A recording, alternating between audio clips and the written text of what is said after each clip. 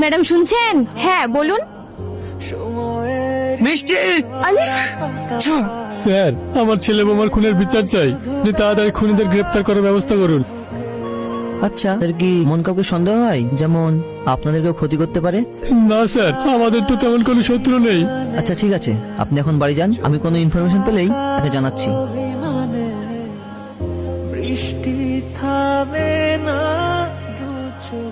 কই রে, সেলিম তখন আসলো না?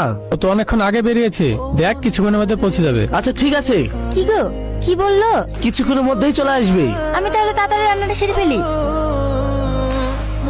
হাসি, আমরা যেভাবে প্রতিদিন আখ চুরি করে খাচ্ছি, তুই ধরতে পারে তাহলে কি হবে? ভাবিস নি তো, চুপচাপ খা। যেদিন ধরতে পারবে সেদিন দেখা যাবে। আরে ঘটক মশাই, কি ব্যাপার? কোথায় যাবেন?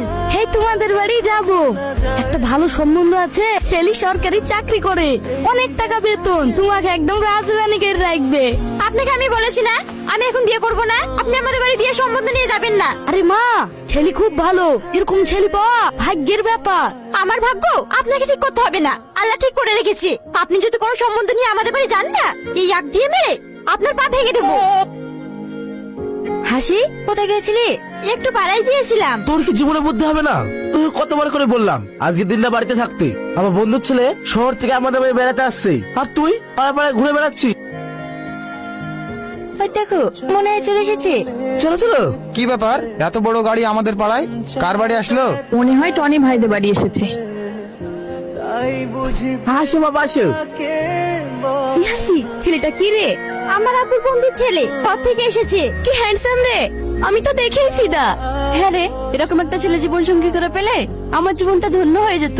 চুপ কর, তোরা বেশি বকিস নি, তোদের কপালে নাই। কি তোর কপালে আছে? তোদের বাড়িরই তো মেহমান, পারলে পটিয়ে দেখা। যদি পারি তাহলে, পটাতে পারলে তোর, আর না পটাতে পারলে তো আমরা আছি। ঠিক আছে, আমি ওই ছেলেটাকেই পটিয়ে দেখাবো, তোরা দেখে নিস। ঠিক আছে।